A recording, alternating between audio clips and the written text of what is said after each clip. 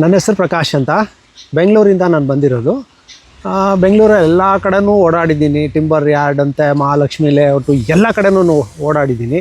But rates ಅವೆಲ್ಲ ನೋಡಿದ್ರೆ ಗಗನಚುಂಬಿ. ಯಾರೂ ಮನೆ ಕಟ್ಟೋಕ್ಕಾಗೋದೇ ಇಲ್ಲ ಬೆಂಗಳೂರಲ್ಲಿ ಮರ ಗಿರ ತಗೊಂಡ್ರೆ. ಆಮೇಲೆ ಇಲ್ಲಿ ನಮಗೆ ಗೊತ್ತಾಗಿದ್ದು ನಮ್ಮ ಫ್ರೆಂಡ್ ಕಡೆಯಿಂದ.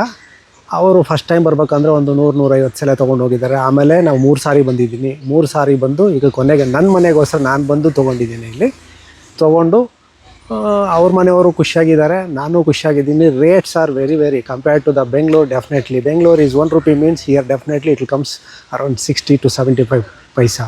ಸೇಮ್ ಮಾಲ್, ಸೇಮ್ ಇದು, ಎಲ್ಲ ಥರ ಚೆನ್ನಾಗಿದೆ. ಆಮೇಲೆ ಉಳ್ಕೊಳ್ಳೋಕ್ಕೂ ಚೆನ್ನಾಗಿದೆ. ಒಂದು ಪ್ರಾಬ್ಲಮ್ ಏನಂದರೆ ಓನ್ಲಿ ಫಾರ್ ದ ಫುಡ್. ನಮ್ಮ ಸ್ಟೈಲ್ ಫುಡ್ ನಮಗೆ ಸಿಗೋದಿಲ್ಲ, ಇರೋದ್ರಲ್ಲಿ ಅಡ್ಜಸ್ಟ್ ಮಾಡ್ಕೋಬೇಕು.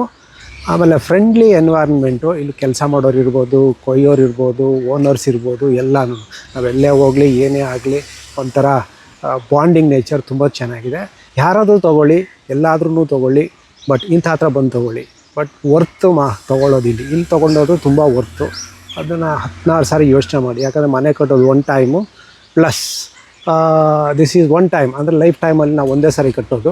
ಅದಕ್ಕೆ ಚೆನ್ನಾಗಿರೋ ಮರ ತೊಗೋಬೇಕಂದ್ರೆ ದಯವಿಟ್ಟು ಇಲ್ಲಿ CKC ಅಂತ ಟಿಂಬರ್ಸ್ ಇದೆ, ನೆಲ್ಲಂಬೂರು ಹತ್ರ.